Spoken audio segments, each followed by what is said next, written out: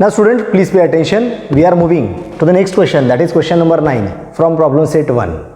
Now these are the last 4 to 5 numericals that we are going to complete in this lecture, and the part is, question is, in triangle PQR, segment PM is a median. Segment PM is a median. Angle bisector of angle PMQ and PMR intersect side PQ and side PR in points X and Y respectively. Prove that XY is parallel to QR. And the part is, complete the proof by filling the boxes. Means it is a kind of fill in the blanks part given by them. Now we are trying to understand same question from diagram point of view. So please somehow be serious, because this numerical is not going to help for this 9th number numerical, but the same structure is important for 10th numerical. They have given in triangle PQR, PM is a median. PM is a median, इसका मतलब है M is QR का mid point है. M is QR का mid point है. In short indirectly उन्होंने दिए रखा है QM equal to MR. Why? Because if PM is a median, M is a mid point of a QR. अगर M QR का mid point है तो हम बोल सकते हैं QM इक्वल टू MR, जो आगे प्रूफ में रिक्वायर्ड है. Second, angle bisector of angle PMQ and PMR intersect at X and Y. इसका मीनिंग क्या है? आपको जो एंगल है PMQ, इसका एक एंगल बाइसेक्टर ड्रॉ किया गया है MX, जो आगे PQ में X पॉइंट को टच कर रहा है. या फिर दूसरा एंगल है PMR, इसका भी एक एंगल बाइसेक्टर ड्रॉ किया गया है जो PR को Y इस पॉइंट में टच कर रहा है. So logically you can say MX is an angle bisector of PMQ and MY is an angle bisector of PMR. We have to prove that XY जो ये एंगल बाइसेक्टर से X और Y point मिला है PQ और PR पे, उसमें से अगर हम एक लाइन ड्रॉ करते हैं XY, prove that XY parallel to base QR, and that is a part over here we have to prove. And we have to give the answer of this structure in the form of fill in the blanks. Now student, try to understand. This is a numerical based on angle bisector property. और यहाँ पे दो triangle हो रहे हैं, और आपके understanding के लिए मैं दोनों ट्रायंगल सेपरेट करके यहाँ ड्रॉ कर रहा हूँ ताकि आपको आसानी से समझ में आए. Now for proper understanding from this diagram to this diagram, मैंने यहाँ पे क्या किया है, हमारा ट्रायंगल है PMQ जो इस साइड है जहाँ पे MX एंगल बाइसेक्टर है, और PMR जो इस साइड है जिसका MY एंगल बाइसेक्टर है. ये दोनों ट्रायंगल अलग अलग ड्रॉ कर रहा हूँ. पहला है ट्रायंगल PMQ जिसका MX एंगल बाइसेक्टर है, PMQ जिसका MX ये एंगल बाइसेक्टर है. And by this way this two angles are equal, यानी आपके लिए ये दोनों एंगल इक्वल है. नेक्स्ट आपका दूसरा ट्रायंगल है PMR. सो PMR जिसका MY एंगल बाइसेक्टर है. Now first of all we have to use a property of angle bisector. Now what is exactly property of angle bisector? यहाँ से देख के हम नंबर 1 लिखेंगे, यहाँ से हम नंबर 2 लिखेंगे, फिर बेस QM और MR पे नंबर 3 लिखेंगे और आंसर कंप्लीट होगा. कैसे, जरा ध्यान दो. In triangle PMQ MX is an angle bisector. So we know that PM upon MQ is equal to PX upon XQ by property of angle bisector. Same part for next triangle. In triangle PMR MY is angle bisector. So PM upon MR is equal to PY upon YR. ये second conclusion आ जाएगा. But पहले case में आपको आया था PM upon MQ और दूसरे केस में आया था PM upon MR. इसमें PM और PM कॉमन है या सेम है, and already they have given M is the mid point, means QM is equal to MR. In short हमारे लिए आ जाएगा PM upon MQ is equal to PM upon MR. अगर ये दोनों रेशियो इक्वल है तो ऑटोमेटिकली हमें मिलेगा Px upon XQ is equal to Py upon YR. Here in this case we are getting a property, if ratio px upon xq is equal to py upon yr, naturally we can say that xy is parallel to qr, and in this way we can complete the part. So now student, I am going to complete the writing part. Please pay attention.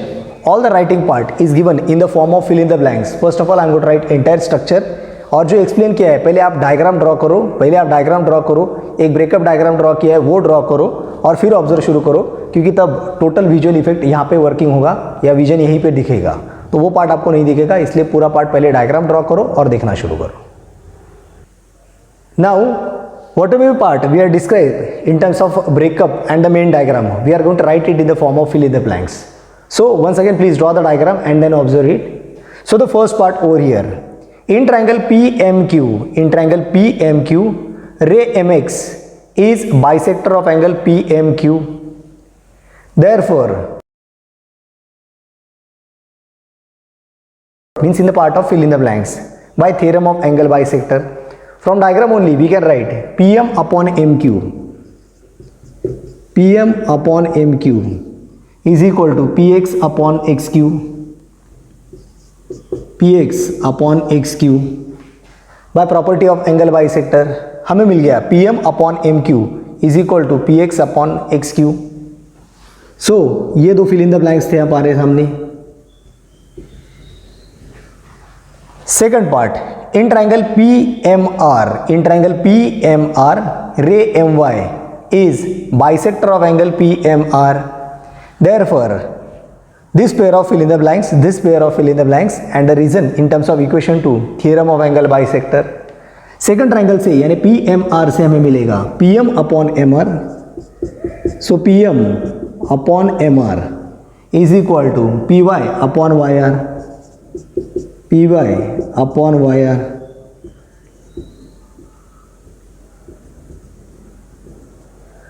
And equation 2, the reason is theorem of angle bisector. Now we have to conclude from equation 1 and 2. वो part क्या है? Here they have given MP upon MQ is equal to MP upon MR. Here MP upon MQ is equal to MP upon MR, यानी यहाँ का आपका LHS और यहाँ का आपका LHS इक्वल आ चुका है. If this two parts are equal, जो यहाँ पे लिखा गया है MP अपॉन MQ, मैंने सिर्फ PM लिखा है, उन्होंने MP कर दिया है, इतना ही चेंज है. So the part is MP upon MQ is equal to MP upon MR. If LHS is equal to LHS, naturally RHS is equal to RHS. So यहाँ से आएगा PX upon XQ is equal to PY upon YR. तो मैंने यहाँ पे लिख दिया है PX upon XQ is equal to PY upon YR, because from equation 1 and 2. तो रीजन में ऐड कर देता हूँ, फ्रॉम इक्वेशन 1 and 2. ये आपको इसलिए आया है क्योंकि आपका जो वैल्यू है MQ और MR ये इक्वल है, जो हम लोगों ने M as a mid point करके क्लियर किया था. So automatically you are getting the ratio PX upon XQ is equal to PY upon YR. If PX upon XQ is equal to PY upon YR, naturally we can say that XY is parallel to QR, reason converse of basic proportionality theorem, and in this way you can complete entire theorem. Student, once again please pay attention. This theorem is also given in the form of fill in the blanks, but the main part is of understanding the part and the pattern over here, and that is the most important. तो आपके लिए इस main diagram के अलावा एक additional breakup दे दिया है ताकि आपको एंगल बाइसेक्टर समझ में आए. इसे देखे नंबर 1 लिखा गया है, इसे लेके number 2, and MQ is equal to MR ये कंसेप्ट यूज करके प्रूफ को कंप्लीट किया गया है. So please observe it and try to understand all the concept. Now student, moving to the next question, that is question number 10, and the part is, first of all I am going to read the theory question, then I am going to explain the diagrammatical point of view, and step by step we are moving for the solution. Question number 10, bisector of angle B and C of triangle ABC intersect each other in point X. Line AX intersect the side BC in point Y. AB equal to 5, AC equal to 4, BC equal to 6. Then find the ratio of AX is to XY. Now, as per this question, we are trying to understand the diagrammatical point of view over here. And the part is, in triangle ABC, they have given a part. Bisector of angle B and angle C of triangle ABC intersect each other in X. Angle bisector of B and angle bisector of C intersect each other in X. The line AX intersect the base BC at Y. यानी BX angle B का angle bisector है and CX angle C का angle bisector है. जो line AX से draw की गई है वो BC को Y में आके टच कर रही है. If AB equal to 5, A to B this distance is given as a 5, BC equal to 6, B to C is 6 and AC equal to 4, AC is 4. सो हमें तीन सेगमेंट्स बताए गए हैं. A B is 5, B C is equal to 6 and A C is equal to 4. Then find the value of X upon X Y. अगर हमें ratio ढूंढना है x upon X Y तो सबसे पहले जैसे प्रीवियस न्यूमेरिकल में किया था, मैं ये दो ट्राइंगल सेपरेट कर दूंगा और वहाँ से आपको एंगल बाइसेक्टर की प्रॉपर्टी बता दूंगा. अगर मैं ये दोनों ट्राइंगल सेपरेट कर लेता हूँ तो ए वाई बी ये एक ट्राइंगल अलग हो जाएगा और ए वाई सी ये ट्राइंगल अलग हो जाएगा. After that I am going to use the property of angle bisector and with the help of that we are going to solve that part. Also in that case total BC is given as a 6. Now total base BC is divided into two part. First is a BY and second is a YC. But हमें पता है कि total BC है 6. Now जहाँ हमें ये triangle A B C के कुछ वैल्यूज जैसे A B equal to 5, A C equal to 4 और टोटल बेस बी सी ये 6 दिया गया था, इस मेन डायग्राम से हम लोगों ने ये स्प्लिट अप डायग्राम किया गया है. In short we are separated this two triangle so that we can identify angle bisector property. इसके कारण आपका एक ट्रायंगल तैयार हो गया ए बी वाई जिसमें बी एक्स एंगल बाइसेक्टर है एंड ए सी वाई जिसमें सी एक्स एंगल बाइसेक्टर है. ये दोनों पार्ट मैंने ट्रायंगल में यहाँ सेपरेट कर दिए. इन शॉर्ट आपका एक ट्रायंगल है ए बी वाई जिसमें आपका बी एक्स ये एक एंगल बाइसेक्टर है एंड ए सी वाई जिसमें सी एक्स आपका एंगल बाइसेक्टर है. In that case first of all I am giving group number 1 and using a property of angle bisector. इसे मैं नंबर 2 के group पे लिखूंगा और एंगल बाइसेक्टर की प्रॉपर्टी लिखूंगा. Now how this property will become, as bx is an angle bisector by property of angle bisector over here, ab upon by is equal to ax upon xy. Why? Because bx is an angle bisector. Once again, as bx is an angle bisector, therefore ab upon by is equal to ax upon xy. ये मैं number 1 के group में लिखूंगा. Number 2 के group में in triangle A C Y C X is the angle bisector. As C X is the angle bisector we can write A C upon C Y is equal to A X upon X Y.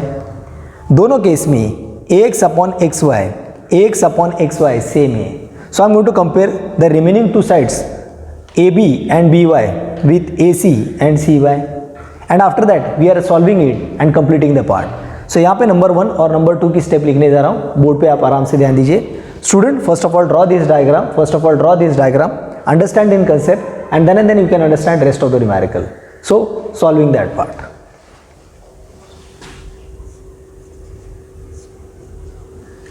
So first of all जो उन्होंने दिया है उस data को implement करने से पहले एक एक करके step. So in first group in triangle ABY,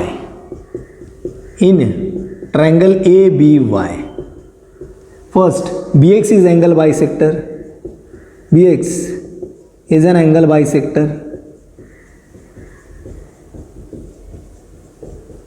दिया गया है इसलिए मैं लिखूंगा रीजंस में गिवन. सो यहां से हमें एक पार्ट मिलेगा AB upon BY is equal to ax upon xy. Student diagram पहले ड्रॉ कर लो ताकि ये पार्ट जो मैं लिख रहा हूँ वो आपको स्टेप बाय स्टेप समझ में आता रहे.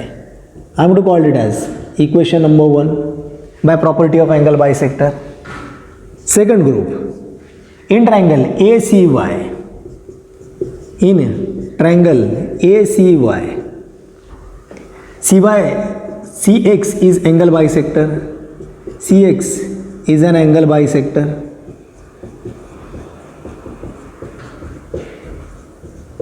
दिया गया है इसलिए given. Therefore AC upon CY, therefore AC upon CY या YC is equal to AX upon XY, AX upon XY. I'm going to call it as equation number 2. Now equation 1 और equation 2 में दोनों जगह RHS में AX upon XY, AX upon XY ये same है, यानी यहाँ पे AX upon XY RHS और यहाँ पे AX upon XY RHS same है. If these two quantities are equal, naturally these all three quantities means AB upon BY, AX upon XY वो यहीं पे है AX upon XY और AC upon YC ये सब equal आ जाएंगे. So third part, from equation 1 and 2, from 1 and 2 we can have AB upon BY, AB upon BY is equal to AC upon YC, AC upon YC is equal to दोनों जगह है AX upon XY में एक ही बार लिख रहा हूँ AX upon XY. आप from 1 and 2 यहाँ पे लिखिए या अगर आपको रीजन में लिखना है फ्रॉम 1 and 2 आप यहाँ पे लिखिए. Anyway your part remains same.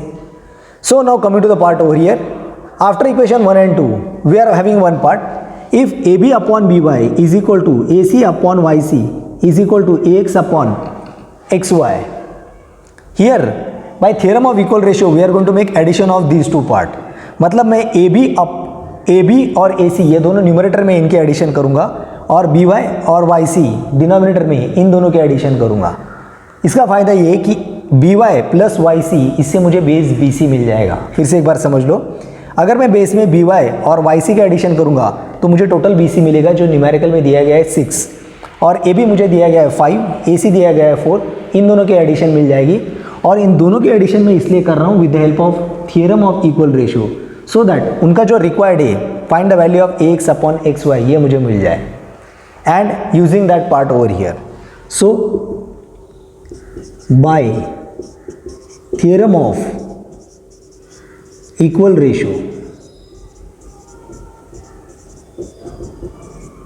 We have, मैं इन दोनों ग्रुप की एडिशन कर रहा हूँ. ये दोनों ग्रुप ज़रा समझ लीजिए, चाहो तो मैं यहाँ मार्किंग कर देता हूँ. तो ये पार्ट आ जाएगा AB plus AC, AB plus AC, base में आएगा BY plus YC, BY plus YC is equal to AX upon XY, AX upon XY. ये ऐसे ही रखा. The reason behind is that कि मुझे AX अपॉन XY की ही वैल्यू ढूंढनी है. As per their given data, they have given AB as 5 plus AC that is 4. BY और YC ये हमें इंडिपेंडेंटली पता नहीं है, लेकिन इन दोनों का एडिशन आएगा BY plus YC means total BC and total BC is nothing but 6 over year. फिलहाल मैं यहाँ लिख रहा हूँ BC और नेक्स्ट स्टेप में लिखूंगा value is equal to AX upon XY. Now 5 plus 4 is 9 and BC is 6 is equal to AX upon XY. अब मुझे AX upon XY की वैल्यू मिल चुकी है 9/6. इसे अगर मैं सिंप्लीफाई करूँगा तो ये आएगा 3 2 ज़ा 6, 3 3 ज़ा 9, यानी आंसर आ जाएगा 3/2. और यही आपका आंसर है AX upon XY इज 3/2, क्योंकि 9/6 को हम सिंप्लीफाई करेंगे तो 3 3 ज़ा 9, 3 2 ज़ा 6 और आपका वैल्यू आएगा AX upon XY is 3/2. And in this way you can complete entire numerical. Student यहाँ पे थोड़ा सा स्पेस कम है इसलिए मैंने एक स्टेप एडजस्ट किया है. आप ये एक स्टेप और नीचे लिखोगे and your answer get completed.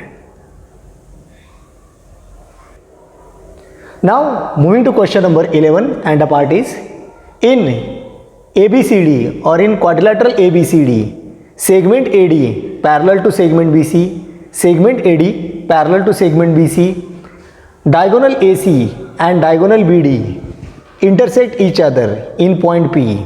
then show that AP upon PD is equal to PC upon BP. Now we are trying to understand same numerical from diagram point of view. Here they have given ABCD as a quadrilateral. Also their diagonal AC and BD intersect each other at P, and they have given AD parallel to BC, यानी हमें दिया गया है कि ये side AD और BC parallel है. In that case we have to prove that AP upon PD is equal to PC upon BP. यहाँ पे दो चीज़ों की ओर ध्यान देना होगा.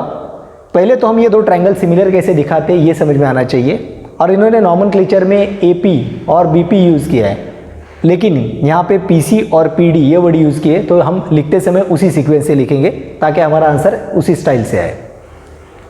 फर्स्ट ऑफ ऑल हमें इन दो ट्रायंगल्स को सिमिलर दिखाना होगा. How? Pay attention. First of all we have to take a triangle APD क्योंकि इसके दो साइड इन्वॉल्व है AP एंड PD, और दूसरा है BPC, इसमें BP और PC ये आंसर में इन्वॉल्व है. इन शॉर्ट हमें ये ट्रायंगल और ये ट्रायंगल सिमिलर दिखाना होगा. For that part in triangle APD and in triangle CPB, first part AD parallel to BC and AC act as a transversal. Here AC act as a transversal. Naturally we can say that angle DAC means this angle is congruent to BCA means this angle, because these two are nothing but alternate angle. ये दोनों angle alternate angle है. Similarly we can show angle APD is congruent to CPB, because these are nothing but vertically opposite angles. Naturally we can say that triangle APD is similar to CPB by AA test of similarity. When these two triangles are similar, we can show that respective sides are in proportion. Means AP upon CP is equal to BP upon DP. यहाँ पे इन्होंने सिर्फ nomenclature में use किया है.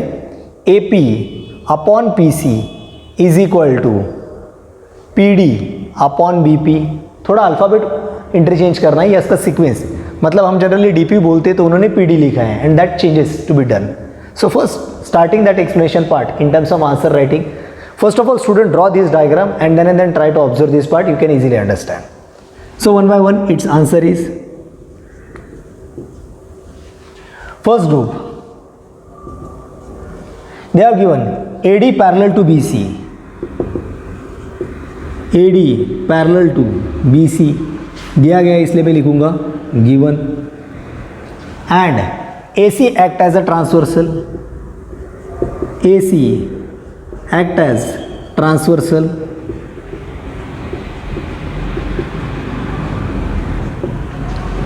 Therefore angle DAC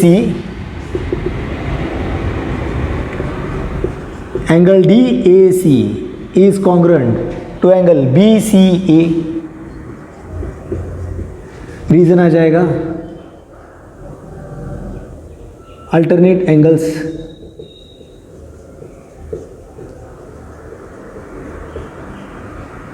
मैं इसे थोड़ा मॉडिफाइड कर देता हूं एंड DAC को हटा के लिखता हूं angle DAP is congruent to BCA को हटा के मैं लिख रहा हूं BCP, and I'm going to call it as equation number 1. Now taking two triangle, कौन से दो ट्रायंगल एक बार फिर से समझ लीजिए. Triangle APD and CPB. I'm taking it over here.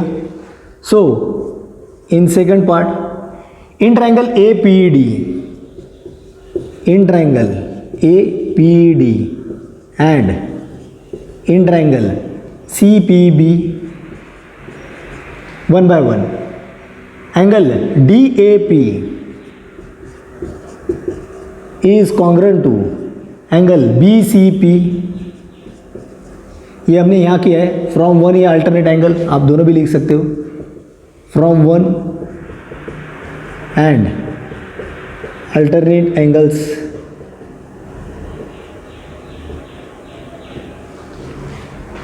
दूसरा है angle A P D, angle A P D is congruent to angle C P B.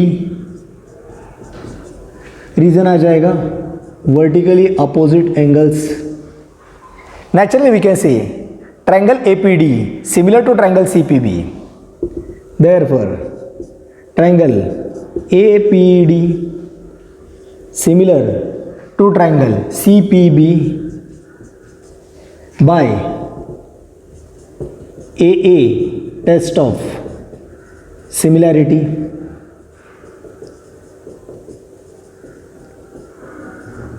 Now, when two triangles are similar, their respective sides and respective angle, in terms of our condition, sides are proportional and angles are congruent. अब मैं यहाँ पे जो part ले रहा हूँ वो उन्होंने दिए हुए नॉमेनक्लेचर के सीक्वेंस से ले रहा हूँ। उन्होंने दे रखा है AP upon PD is equal to PC upon BP। ये सीक्वेंस मैं यहाँ पे ले रहा हूँ। अगर हम यहाँ से लेते हैं AP तो यहाँ से आएगा CP, लेकिन जिसे मैं कह रहा हूँ साइड CP, उन्होंने आंसर में दे रखा है PC, तो मैं लिखते समय CP लिखना चाहिए, बस उसे लिख रहा हूँ PC इज इक्वल टू, मुझे दूसरा साइड लेना है PD। अब यहाँ से PD लूँगा तो मुझे यहाँ से लेना होगा PB, बस PB को मैं लिखते हुए लिख रहा हूँ BP and this is nothing but corresponding sides of similar triangle. यहाँ पे हम थर्ड साइड भी ले सकते हैं AD अपॉन CB, बट वो हम लेंगे नहीं क्योंकि हमारे आंसर में इतना ही रिक्वायर्ड है। Now making it more simplification, answer में AP अपनी ही जगह है, BP अपनी ही जगह है, AP और BP ये दोनों अपनी ही जगह है। जस्ट चेंज ये कि PD यहाँ पे है और PC यहाँ पे है, means you have to change the position of PC over here and PD आपको यहाँ लाना है, यानी इन दोनों को अल्टर करना है, या by alternando we are doing. Therefore, by alternando ये AP एज इट इज रहेगा, दूसरे साइड का upon BP as it is रहेगा, बस मैं PD को यहाँ ला रहा हूँ अपॉन PD और यहाँ पे जो PC है उसे वहाँ शिफ्ट कर रहा हूँ, and in this way we are able to reach to final stage. Student, एक बार पूरे डायग्राम और कंटेंट को समझ लो। यहाँ पे मैंने अल्टरनेट एंगल के लिए फर्स्ट ग्रुप यूज़ किया है और नेक्स्ट सिमिलर ट्रायंगल दिखा के साइड्स प्रोपोर्शनेट लेने के लिए सेकंड ग्रुप लिया है। अगर आप चाहते हो तो यहाँ से आप थर्ड ग्रुप अलग भी कर सकते हो, वो आप पे डिपेंड करता है, but this way you can represent your answer. Now moving to the next numerical and the part is question number 12। In figure XY parallel to AC, XY parallel to AC, if 2 times AX is equal to 3 times of BX, 2 times AX is equal to 3 times of BX and XY is equal to 9, complete the activity to find the value of AC। Student, ये question आपको दिया गया in the form of fill in the blanks। First of all, we are trying to understand the diagram. At the same time, what is the split up diagram? We have to understand over here. First of all, they have given a triangle ABC, where XY is parallel to AC, XY parallel to AC, ये दिया गया है। Also they have given a condition that is 2 times AX is equal to 3 times of BX, 2 times of AX is equal to 3 times of BX, और numerical का solution वहीं से start होता है या उसी स्टेप से स्टार्ट होता है। XY is equal to 9, XY is equal to 9, then find the value of AC, find the value of AC, यानी हमें इसे 9 दे दिया गया है, XY is a 9 and we have to find AC। Also they have given one kind of a correlation, that is 2 times of AX, 2 times of AX is equal to 3 times of BX। So 2 times of AX का double is equal to 3 times of BX। Student, simplification steps यहीं से start होती है और वो part आ जाता है, we have to keep AX as it is, this BX shifted over here come as a divided by, and 3 will remain as it is, और ये 2 मल्टीप्लाई था, यहाँ के 2 डिवाइड बाय होगा। यहाँ से आपके फर्स्ट स्टेप की प्रोसीजर स्टार्ट हो जाएगी। And second part, we have to draw two separate triangle. One is a triangle ABC, and second is XBY, and we have to show them similar. लेकिन ये similar दिखाने के लिए क्या part है वो उन्होंने directly use किया गया है. What is exactly that content? Here XY parallel to AC, XY parallel to AC. Naturally angle BXY यानी ये angle is exactly congruent to BAC, because these are nothing but corresponding angles. In the same way, angle BYX is exactly equal to BCA. Naturally, here we can say that triangle ABC similar to XBY by AA test of similarity.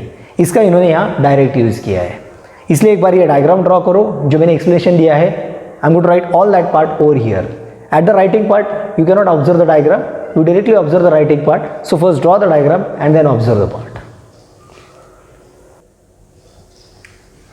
Now student, they have given a structure in the form of fill in the blanks, and starting from the first condition, that is 2 times of AX is equal to 3 times of BX.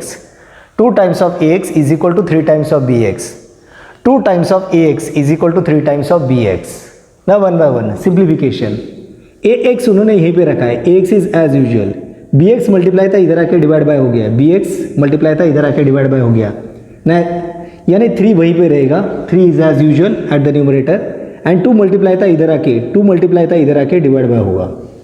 यानी first step will be AX upon BX is equal to 3/2. Next step में उन्होंने एक function use किया गया है, वो है by component of. Now what is exactly this function indicate? ये हमने 9th स्टैंडर्ड में किया था. Numerator value plus denominator value divide by denominator value. The same function will be taken at LHS as well as RHS.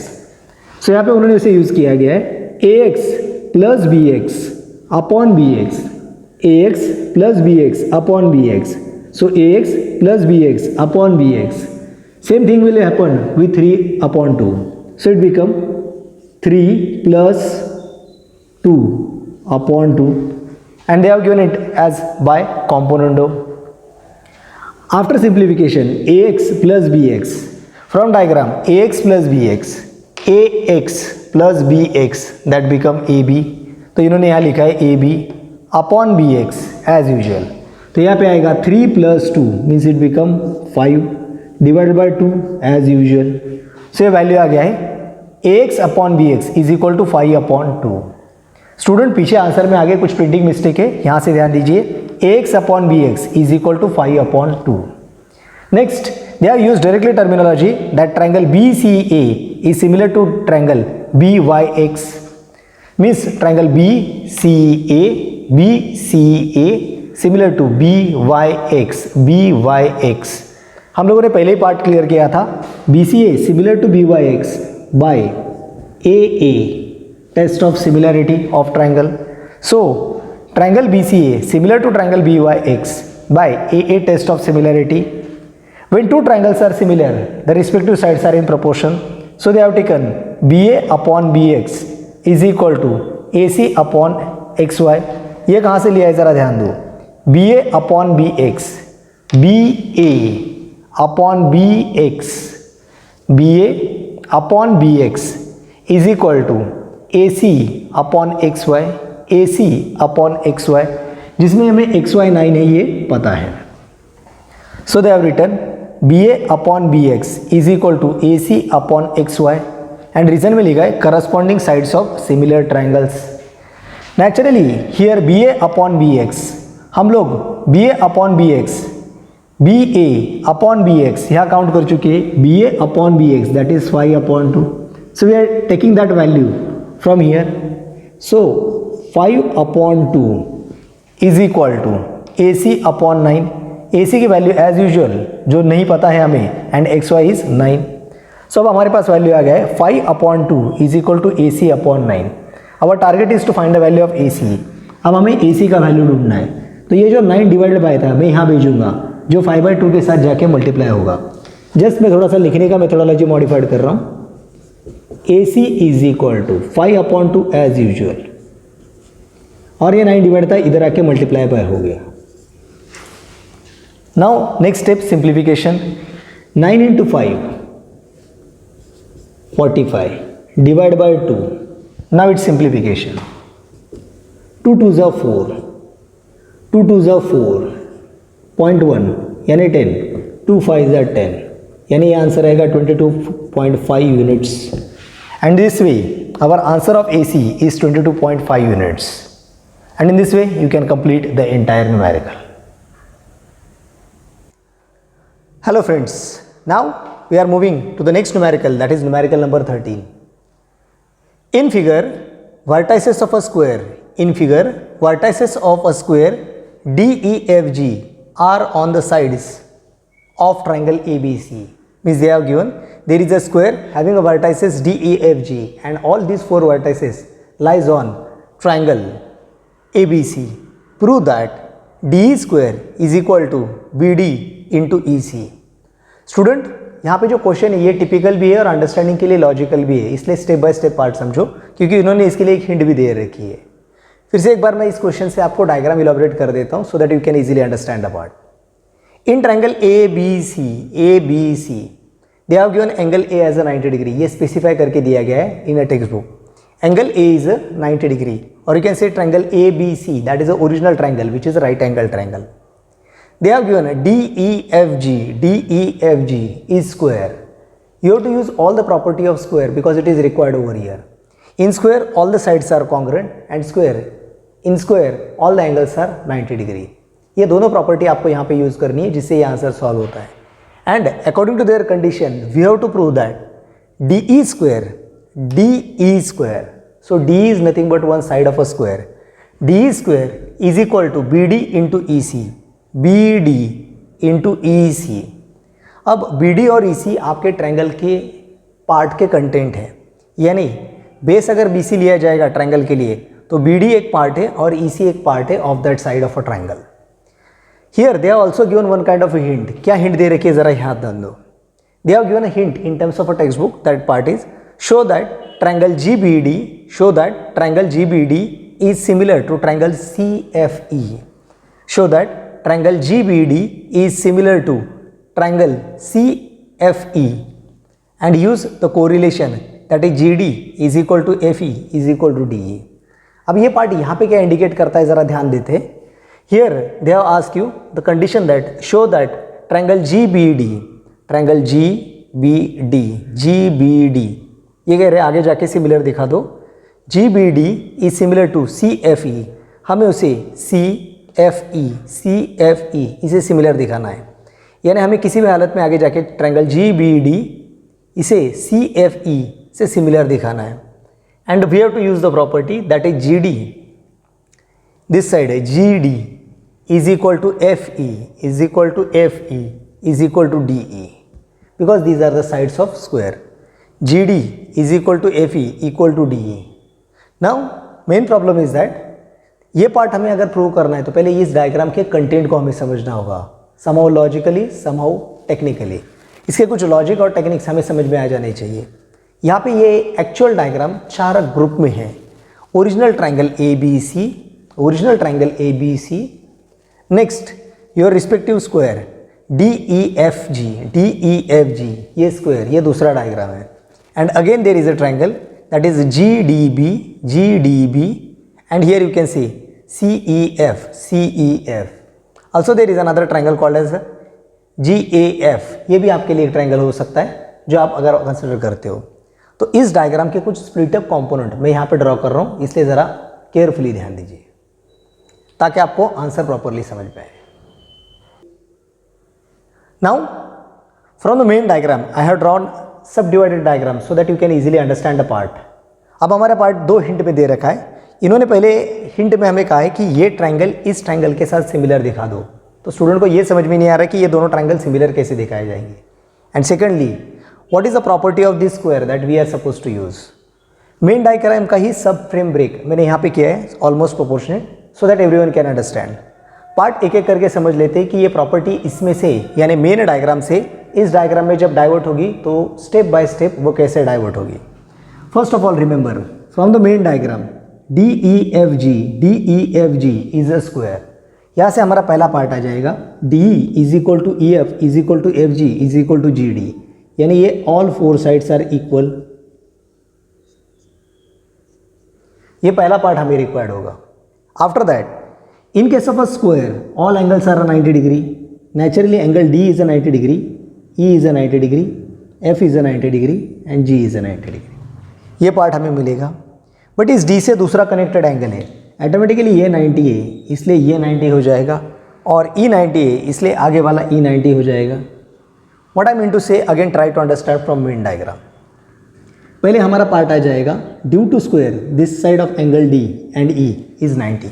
यहाँ से पहले angle D और E 90 हो जाएगा because these are angles of squares, because they have given DEFG is a square. और बाद में automatically इसके एडजेसेंट और इसका एडजेसेंट ये भी कनेक्टेड एंगल है इसलिए 90 होगा, बिकॉज लीनियर पेयर 90 + 90 180, 90 + 90 180, इस तरीके से ये पार्ट हो जाएगा। यानी हमारे लिए कुछ पार्ट रेडी हो जाएगा जो मेन फ्रेम से यहाँ पे आ जाएगा। ये आपका पहला पार्ट रहेगा जिसमें आप स्क्वायर्स की प्रॉपर्टी इलॉबरेट करोगे और स्क्वायर के साथ साथ एडिशनल ट्रायंगल के एंगल्स भी इलॉबरेट कर दोगे। Now coming from the main diagram again into सब डिवाइडेड पार्ट। आपका ये जो मेन डायग्राम है जिसमें एंगल A उन्होंने पहले ही 90 दे रखा है, थोड़ी देर के लिए मैं B को एक वैल्यू और C को एक वैल्यू अज्यूम कर रहा हूँ। यहाँ पे मैंने एंगल B को थोड़ी देर के लिए डॉट लिखा है और एंगल C को थोड़ी देर के लिए क्रॉस किया है क्योंकि एंगल A ऑलरेडी 90 है, मार्क्ड है। अगर ये B को डॉट दिया गया है तो ऑटोमेटिकली एक एंगल है 90, एक B है, वही पार्ट आपको इस ट्रायंगल में रिपीट हो जाएगा। ये B हो जाएगा डॉट, ये D हो जाएगा 90, ऑटोमेटिकली ये क्रॉस यानी जो भी वैल्यू होगी वो आ जाएगी। The same reflection will be over here. What is exactly here this angle C equal to angle C, यानी ये एंगल इक्वल आ जाएगा। मीन्स ये आ जाएगा 90 क्रॉस, मीन्स ये हो जाएगा डॉट। और यहाँ से हमें एक दूसरा लॉजिक मिलेगा। अगर यहाँ पे आप सीक्वेंस लेते हो जैसे BAC dot 90 cross type of part, क्योंकि मैंने यहाँ डॉट और क्रॉस इस तरह मार्क किया है जो आपके समझने के लिए फ़ायदे में है, तो ऑटोमेटिकली इस ट्रायंगल में आएगा डॉट 90, ऑटोमेटिकली ये हो जाएगा क्रॉस। या फिर यहाँ पे कोई वैल्यू नहीं है, 90 है, क्रॉस है, यानी डॉट 90 क्रॉस। यानी आप आगे जाके ये भी बोल सकते हो ट्रायंगल BDG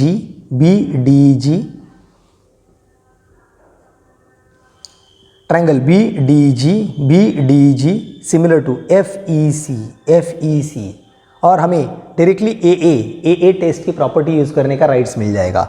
इसके कारण हम ये दोनों ट्रायंगल सिमिलर दिखा सकते हैं। अब इन दोनों ट्रायंगल में और एक स्पेशलिटी है, जिससे इस तरह इस ट्रायंगल में DG है, इस ट्रायंगल में DG है और इस ट्रायंगल में FE है। वही पार्ट GD और FE हमें स्क्वायर में भी मिल जाएंगे and we can complete the task.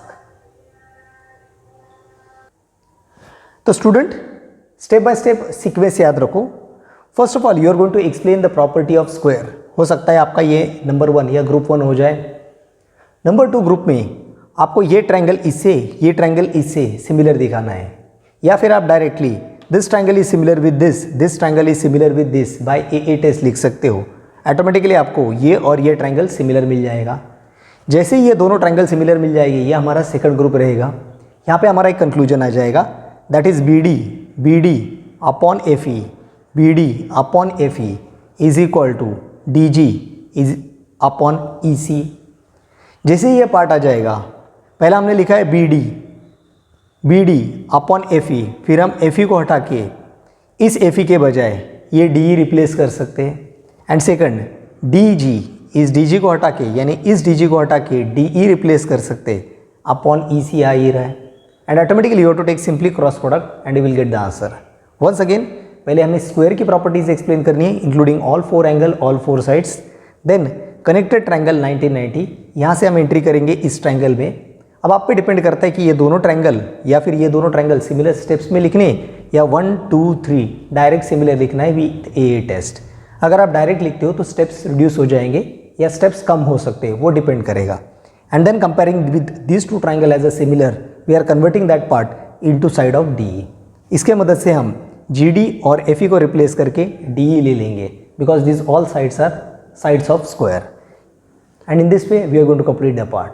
So student, first of all draw this diagram, and then observe the writing part. Now student, this is the main diagram, this is a writing skill type of a diagram. पहले ये diagram draw करो और जो मैं यहाँ पे explain कर रहा हूँ तभी वो आपको समझ में आएगा, क्योंकि मेन फ्रेम में अभी ये डायग्राम्स आपको नहीं दिखेंगे। So first of all draw the diagram और split up diagram that I have drawn and then observe one by one starting from square DEFG and the part is I am trying to convert that answer in the form of number statement reason। Square का मैं पहले group करूंगा, triangle similar का दूसरा group करूंगा और third part का answer का तीसरा part. So one by one first here DEFG is a square, so DEFG is square दिया गया है इसलिए given। Now if DEFG is a square, then we can have a property related with the sides and angles. So one by one, therefore DE is equal to EF is equal to FG is equal to GD. So first side equal to second side equal to third side is equal to fourth side, that is DE equal to EF is equal to FG equal to GD. I'm going to call it as equation 1 and reason become sides of square।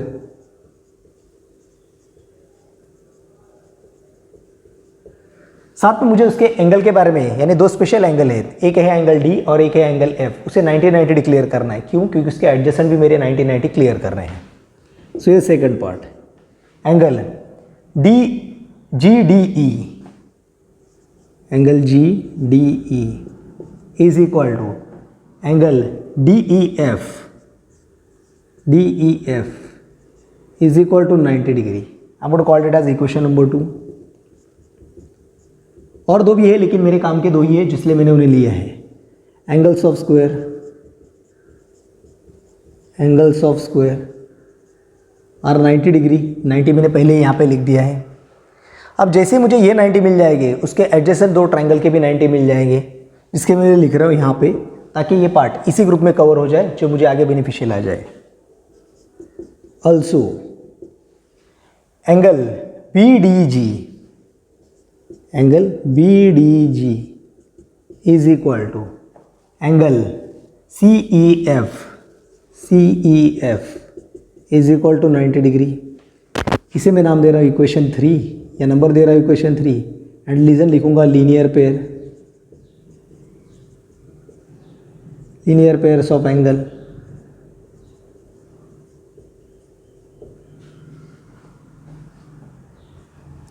Linear pair of angles. ये 90-90 लिखने के कारण मैं ये दो 90-90 add कर पाया। This is the benefit of the square of 90-90 angle and its adjacent part. Now I am going to start second group.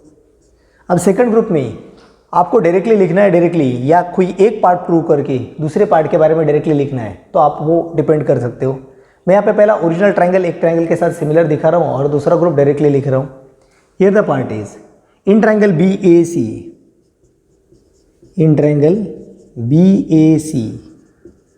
And in triangle BDG। First, दोनों में एंगल BB कॉमन है, इसके लिए पार्ट चालू कर रहा हूँ। Angle ABC is congruent to angle DBG।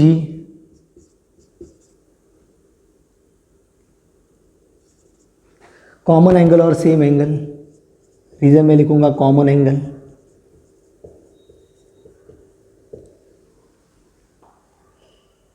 Next, here the part is angle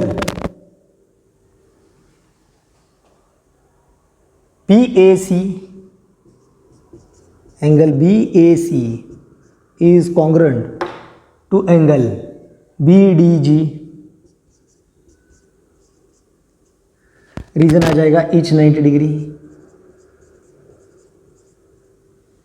Therefore, triangle BAC is similar to triangle BDG by AA test of similarity।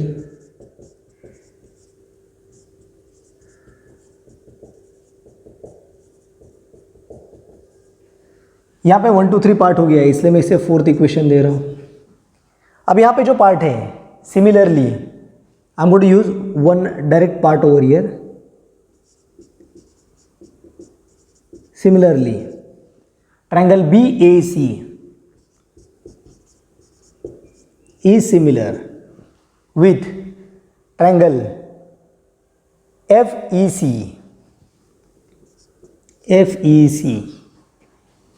Equation 5 दे रहा हूँ, and by AA test of similarity